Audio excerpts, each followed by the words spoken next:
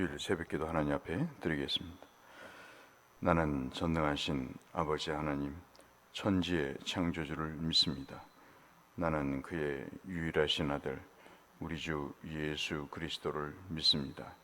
그는 성령으로 잉태되어 동정녀 마리아에게서 나시고 본디오 빌라도에게 고난을 받아 십자가에 못 박혀 죽으시고 장사된 지 사흘 만에 죽은 자 가운데서 다시 살아나셨으며 하늘에 오르시어 전능하신 아버지 하나님 우편에 앉아 계시다가 거기로부터 살아있는 자와 죽은 자를 심판하러 오십니다.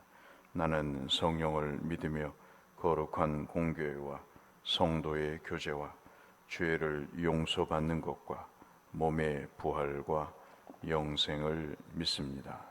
아멘. 우리 10장 찬송 올려드리겠습니다. 찬송가 10장.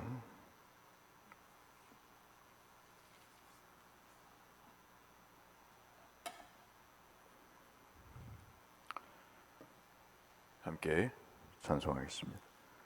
전능왕 오셔서 주 이름 찬송케 하옵소서. 영광과 권능의 성부여 오셔서 우리를 다스려 주옵소서. 강생한 성자여 오셔서 기도를 들으소서. 택하신 백성을 복내려 주시고 거룩한 마음을 주옵소서. 위로의 주 성령 오셔서 큰 증거 주옵소서. 전능한 주시여 각 사람 맘에서 떠나지 마시고 계십소서. 정삼위일체께 한없는 찬송을 드립니다. 존귀한 주님을 영광 중 배옵고 영원히 모시게 하옵소서. 아멘.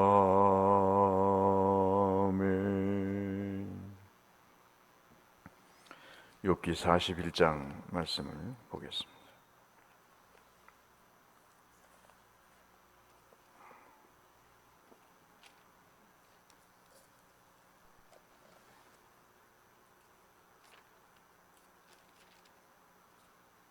욥기 41장 1절 말씀부터 34절 말씀까지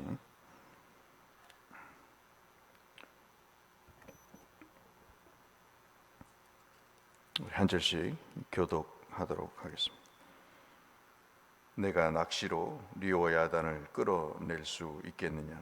노끈으로 그 혀를 맬 수 있겠느냐?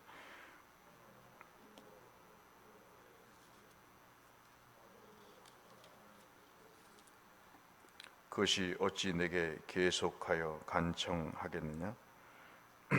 부드럽게 내게 말하겠느냐?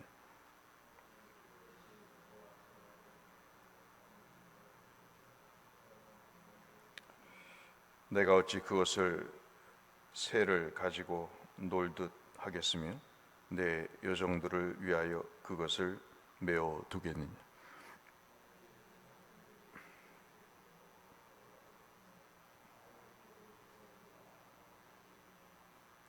내가 능히 많은 창으로 그 가죽을 찌르겠느냐. 작사를 그 머리에 꽂을 수 있겠느냐.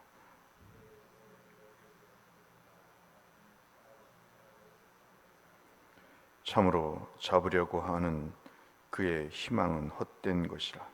그것의 모습을 보기만 해도 그는 기가 꺾이리라.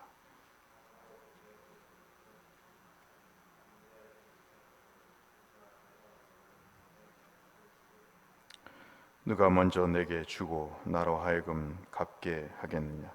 온 천하에 있는 것이 다 내 것이니라.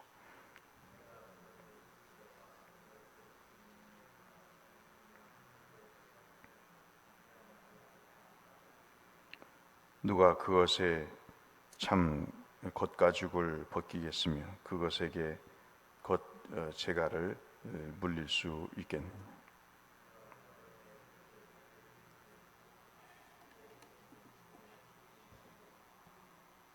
그의 질비한 비늘은 그의 자랑이로다.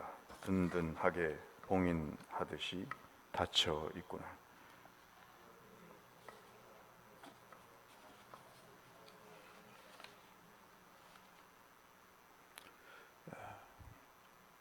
그것이 서로 달라붙어 있어 바람이 그 사이로 지나가지 못하는구나.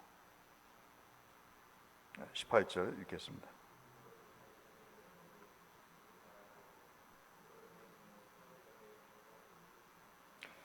그것의 입에는 횃불이 나오고 불꽃이 튀어나오며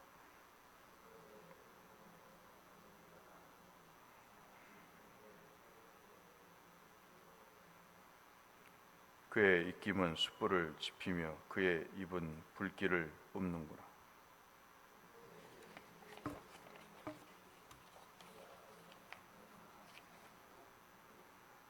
그것의 살 껍질은 서로 밀착되어 탄탄하며 움직이지 않는구나.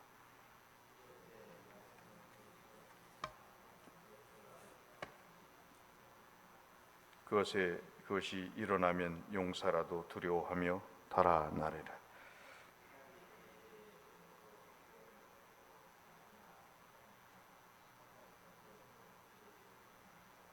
그것이 쇠를 지푸라기 같이 놋을 썩은 나무같이 여긴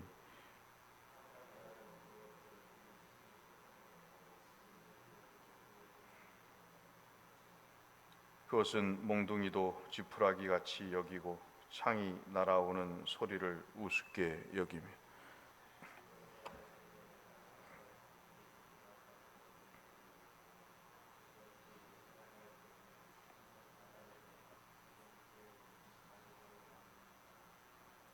깊은 물을 솥에 물이 끓음 같게 하며 바다를 기름병 같이 다루는도다.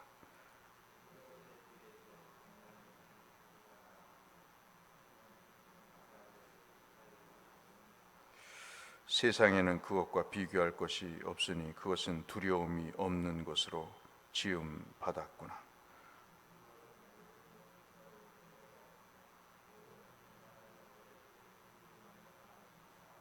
아멘.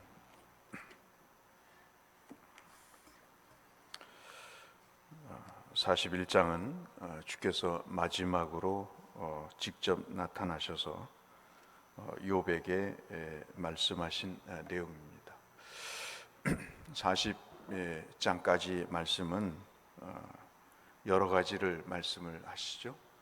38장부터 우주, 바다를 말씀하시고 39장에 동식물들을 말씀하시면서 이 40장에는 하나의 존재를 말씀을 하십니다. 그 하나의 동물 같은 그런 존재를 41장 전체에서 우리가 읽어봤듯이 말씀을 하고 있는데 그것이 리워야단이라고 하는 그런 내용입니다.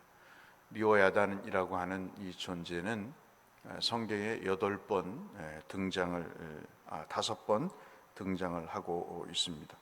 옛날 성경에는 악어라고 되어 있지만 그 정도의 규모가 아니고 실제로 여러분 성경의 욥기에도 3장에 나와 있죠. 욥기 3장의 내용은 여러분 잘 아신 대로 고난을 받고 나서 자신의 몸까지 이렇게 상해지자 욥이 자신의 생애를 저주하면서 자신이 죽고 싶다고 하는 그런 고백을 했을 때 리오야단 같은 것이 나타나서 이 세상을 완전히 뒤엎어서 그냥 끝장을 냈으면 좋겠다라고 이야기할 때 리오야단을 한번 욥이 언급한 적이 있습니다. 여러분 그 시편 74편에는 이 리오야단을 소개하고 있는데 용이라고 소개를 하고 있습니다. 그래서 용과 같은 내용과 관련해서 이 리오야단을 이야기를 하고 있습니다. 그래서 바다의 용이 아닌가라고 생각하게 되게 되고요. 시편 104편에서도 또 한번 이 리오야단이 언급이 되는데 이것은 하나님께서 지으신 피조물이라고 명시를 하고 있습니다. 결국 어떻게 생긴 모양인지는 모르겠으나 파충류 비슷하게 생긴 것 같은데 좌우간 하나님께서 만드신 피조물이다, 이렇게 성경 아까 말씀드린 시편 104편에서는 말씀을 하고 있습니다. 문제는 왜 이러한 리오야단을 주께서 말씀을 하시는가 하는 것입니다. 겁을 주기 위한 것인가, 아니면 주께서 뭔 목적이 있으셔서 리오야단을 말씀을 하셨을 텐데, 즉 욥을 일깨우기 위해서, 깨우치기 위해서 말씀을 하신 건데 도대체 어떤 의미가 있을까 하는 것입니다. 이것은 하나님께서 이 리오야단을 창조하신 존재다 하는 것입니다. 세상의 바닷물을 마치 물 먹듯이 삼키고, 그리고 그의 움직임을 통해서 파도와 해일이 일어날 정도의 그런 큰 규모의 피조물, 사람이 앞에서 혀에다가 노끈으로 묶을 수도 없고 작사를 던져도 그 몸에 들어가지가 않고 낚시로 엮어서 그것을 낚시질할 수도 없는 그런 엄청난 존재입니다. 모든 이 욥이 있었던 시대에 우리가 큰 고래를 생각하듯이 그 고대인들에게 있어서 이러한 짐승은 공포의 대상인 거죠. 바다라고 하는 아주 그 악한 존재가 살고 있는 세계에 있었기 때문에, 바다라는 곳에 있었기 때문에 이 리오야단이 사실 좋지 않은 존재로 사람들은 인식을 하고 있었습니다. 근데 이제 오늘 우리가 마지막 주께서 42장을 설명하시기 전에 41장 이 리오야단을 길게 34절까지 말씀하시면서 마지막 힌트를 주시는 말씀이 34절에 있습니다. 그거 한번 보실까요? 그것은 모든 높은 자를 내려다보며, 즉 리오야단은 모든 높은 자를 내려다보며 모든 교만한 자들에게 군림하는 왕이니라, 그렇게 얘기하고 있습니다. 아하, 주께서 말씀하시는 게 바로 이 내용이구나. 리오야단이라고 하는 그 바다의 동물에게도 꼼짝을 못하는 인간이 어떻게 하나님 앞에서 옳고 그름을 이야기할 수 있는가? 인간이 얼마나 그렇게 리오야단 앞에서 작은 존재인가? 무엇을 안다고, 무엇을 연구해서 알았다고 그것을 하나님 알듯 안다고 이야기할 수 있는가? 욥에게뿐만 아니라 세 친구와 엘리후 모두에게 말씀하시는 내용이죠. 그래서 하나님을 잘 모르니 자신을 모르게 될 수밖에 없는 것이 인간인 거죠. 그 사실 우리가 이 모든 성경을 함께 나누는 목적은 하나님을 아는 것입니다. 하나님을 알게 되면 내 자신을 알게 되는 것이죠. 그래서 하나님을 잘 모르기 때문에 나에게 나타나는 현상이 바로 이 세 친구들과 같이 아는 척을 하는 것입니다. 엘리와 같이 욥을 정죄하는 것이죠. 그래서 이 하나님을 모르면 자기의에 빠지고 그리고 교만하게 됨을 주께서 이 리워야단이라고 하는 동물을 통해서 욥에게 일깨워 주시는 것입니다. 그러니까는 이 41장에서도 우리가 보는 것처럼 욥기는 고난을 얘기하는 게 아니고 그 고난을 통해서 하나님을 알아가는 것이 중요하다는 주제를 말씀하고자 하는 것이죠. 욥의 전체 내용은 이 정말 거룩하시고 전능하신 하나님 앞에서 인간이 무엇이냐 하는 것입니다. 어떻게 살아야 되느냐 하는 것이죠. 그래서 이 살아계신 하나님을 경험하고 그분과 함께 늘 교통하는 일, 이것은 우리로 하여금 참된 행복을, 참된 지식과 지혜를 얻게 하시는 중요한 내용이다 볼 수 있습니다. 제 교수하고 한 8년 정도 생활을 했습니다.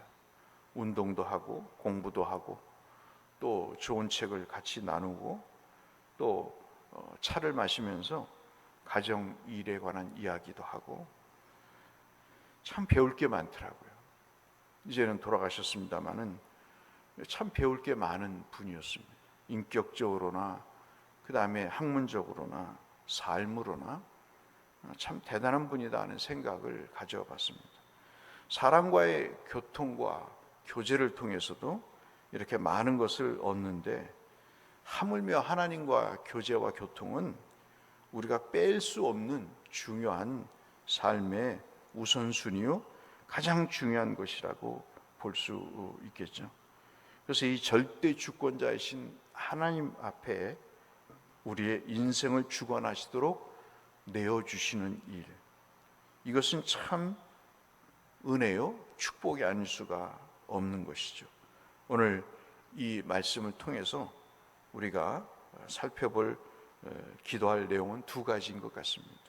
하나님, 나는 하나님을 잘 모르니 하나님과 날마다 교통하며 교제하는 그런 내가 되게 해달라고, 그런 시간이 많게 해달라고 한번 기도하시고요.